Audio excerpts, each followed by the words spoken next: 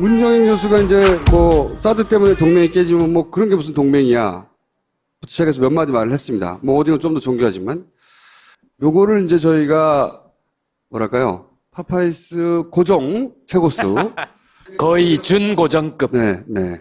사안만 생기면 달려오셔서 신경질을 내고 가시는 정세현 전 장관을 모셨습니다.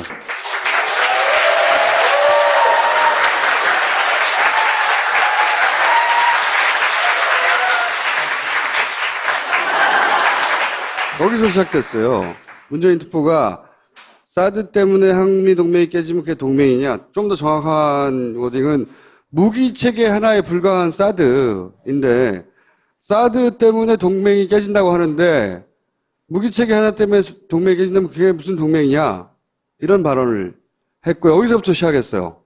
거의 대부분의 언론이 미국이 막 지금 큰일 났어 지금 한미 동맹 다 박살. 이 상태가 된 것처럼 포탈에서 막 쏘아대고 그다음에 자유한국당이나 바른정당도 포탄을 쏘고 국민의정당에서도 아마추어라고 막 시계를 보시네. 그리고 나서 주요한 발언이 세 가지가 있습니다. 하나는 환경영향평가를 해야 한다. 그래도 이것도 난리가 났어요.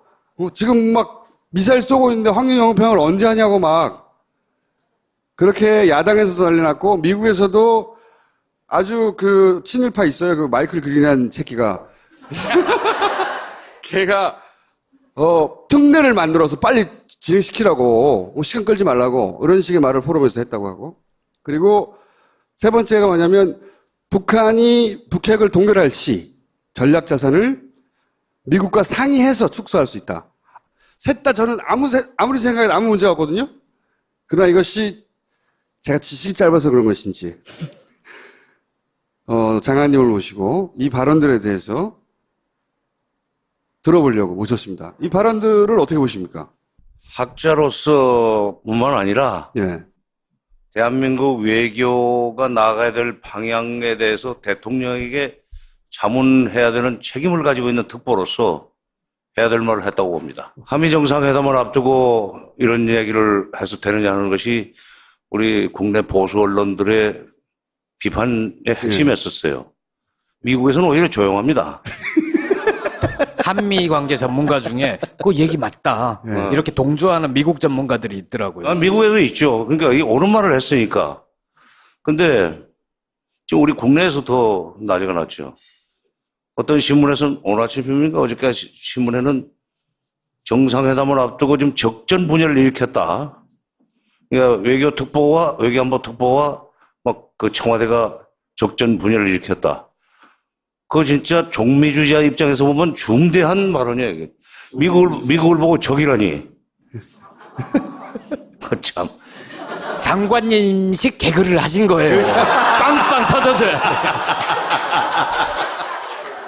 그건 아니고 무슨 개그는 내가 무슨 아재인가. 근데 문정인 교수가 지금 미국에 저 워싱턴 DC까지 들어가서 그 얘기를 한 거는 한미 정상회담을 앞두고 그 문재인 대통령이 트럼프 대통령을 만나서 해야 될 일들의 상당 부분을 지금 해준 거예요. 우리의 국가 이익을 키울 수 있는 쪽에서 반드시 해야 될 말들을 지금 미리 해준 겁니다. 어떻게 보면은 미국에게 사전 예방주사를 놓은 것 같은. 잽을 살짝. 그렇지. 그거 있고. 우리 이렇게 할 거다, 이렇게. 그런 점에서 한미정상회담이 우리한테 이익이 되는 쪽으로, 우리한테 불이익을 안겨주는 것보다 이익을 안겨줄 수 있는 그런 이 고속도로에 포장을 하고 온 거예요. 좀 도로 포장을. 근데 상당수의 사람들이 북핵 문제를 풀기 위해서는 미국이 하자는 대로 가야 된다 하는 그런 생각을 하는 사람들이 많아요. 그건 아닙니다. 북핵 문제를 풀기 위해서는 우리가 상황을 주도해야 돼요. 왜? 솔직히 말해서 북핵이 미국한테는 해결되면은 편하고 안 돼도 그렇게 나쁠 것이 없어요. 근데 우리는 북핵 문제는 우리한테는 죽고 사는 문제입니다. 북한이 핵을 한 개라도 더, 핵실험을 한 번이라도 더 해서 북핵 능력이 거의 고도화되거나 또 경량화, 다중화되면 그만큼 우리는 북한한테 핵 멱살 잡히는 결과가 되기 때문에 우리로서는 반드시 해결해야 될 문제예요. 북핵 문제를 해결하기 위해서 갖춰야 될 기본적인 철학, 그리고 북핵 문제를 해결하기 위해서 들어가야 되는 입구, 그걸 오늘 이번에 가서 얘기한 거예요. 그러니까 이 문정인 교수의 발언에 대해서 비판하는 사람은 너무 거칠게 표현하는 건지 모르지만 북핵 문제 해결을 위해서 해결을 바라지 않는 사람일 수도 있고, 북핵 문제 해결을 위해서 우리가 상황을 주도해서는 안 된다, 미국이 하자는 대로 하는 것이 좋다라는 그런 입장에서 지금 비판을 하고 있다고 생각합니다. 그 말은 사실은 문재인 대통령이 트럼프 대통령을 만나서 직접 했으면 더 좋았을 내용들입니다. 문정인 특보가 그렇게 얘기를 한 것에 대해서 청와대가 그거 너무 나갔어, 그거 아니야 라고 경고를 했다고 하잖아요. 그건 어떻게 봐야 됩니까? 아마 엄중경고라는 단어를 언론에다 흘렸던데, 네. 엄중경고라는 단어가 실제로 쓰여졌다면 가만 안 있을 성격입니다. 그 사람은. 장관님하고 좀 비슷한가요? 그렇지. 그리고 실제로 엄중 경고를 받았으면, 근데 청와대 안에 엄중 경고를 할 수 있는 사람이 없어요. 배짱 사람은 없을 거예요. 자.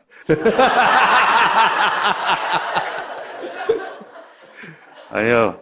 그게 걱정입니다. 왜냐하면 대통령 참모 중에, 대통령 수행하는 참모 중에 경우에 따라서는 실무적인 협상을 사전 조율을 하기 위한 실무 협상을 하거나 할 때 그런 식의 소위 뭐라고 그래, 영어로는 그 같은데 용기? 배짱? 네. 그런 걸 가지고 있는 사람들이 있어줘야 돼요. 대통령은 굿캅 역할을 하고 참모들이 배드캅 역할을 하면서 미국한테 따질 거 따지고, 이런 식으로 하면 곤란하지. 동맹이 이런 식으로 일방적으로 찍어 누르는 게 동맹인가? 라고 얘기를 할 수 있는 사람이 있어줘야 돼요. 그 얘기를 한 겁니다. 그걸로 사드 때문에, 사드 배치 문제가 해결 안 되고 사드를 철수하면은 동맹을 깰 수 있다고 아마 트럼프가 겁을 줄 것 같으니까 미리, 그러면 그게 동맹이 아니다, 그런 식으로 일종의 경고를 보낸 거죠. 애국자예요.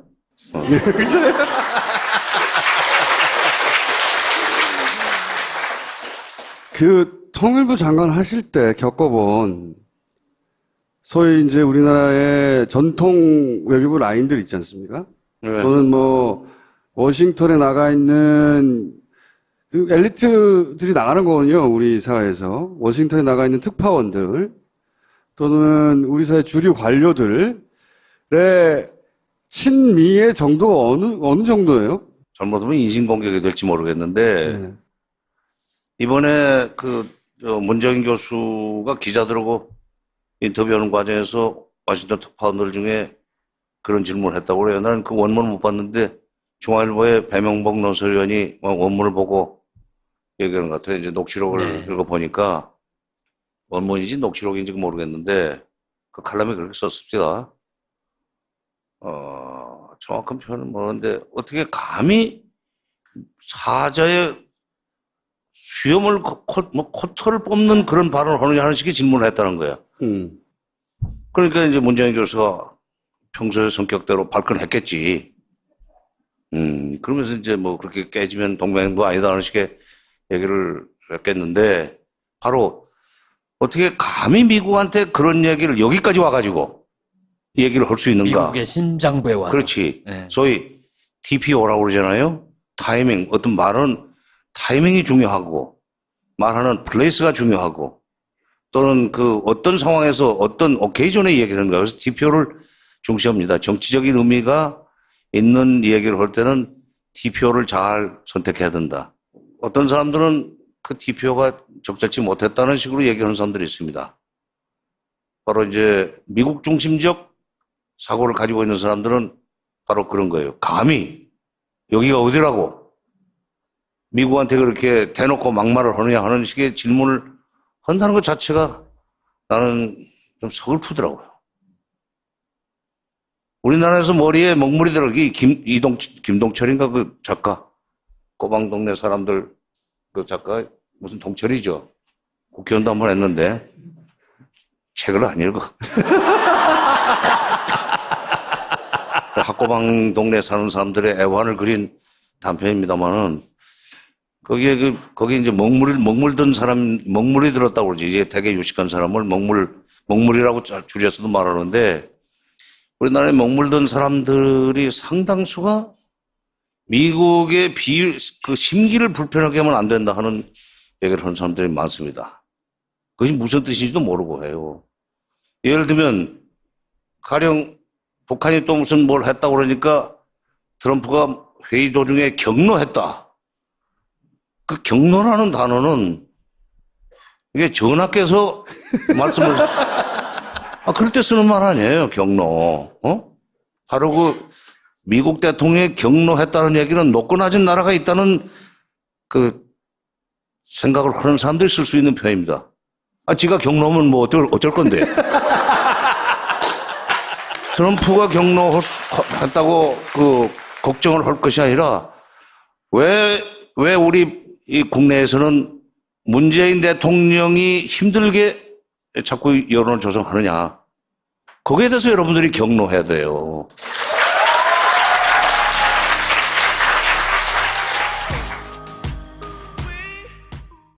사드 때문에 동맹이 깨진다고 하는데 무기체계 하나 때문에 동맹이 깨진다면 그게 무슨 동맹이냐 이런 발언을 했고요. 여기서부터 시작했어요. 거의 대부분의 언론이 미국이 막 지금 큰일 났어 지금 한미동맹 다 박살 이 상태가 된 것처럼 포탈에서 막 쏘아대고 그다음에 자유한국당이나 바른정당도 포탄을 쏘고 국민의정당에서도 아마추어라고 막 시계를 보시네. 그리고 나서 주요한 발언이 세 가지가 있습니다. 하나는 환경 영향 평가를 해야 한다. 그래도 이것도 난리가 났어요. 지금 막 미사일 쏘고 있는데 환경 영향 평가를 언제 하냐고 막 그렇게 야당에서도 난리 났고 미국에서도 아주 그 친일파 있어요. 그 마이클 그린한 새끼가. 문정인 교수가 이제 뭐 사드 때문에 동맹이 깨지면 뭐 그런 게 무슨 동맹이야. 시작해서 몇 마디 말을 했습니다. 뭐 어디는 좀 더 정교하지만 요거를 이제 저희가 뭐랄까요? 파파이스 고정 최고수 거의 준고정급. 네. 사안만 생기면 달려오셔서 신경 찌르려고 하시는 정세현 전 장관을 모셨습니다.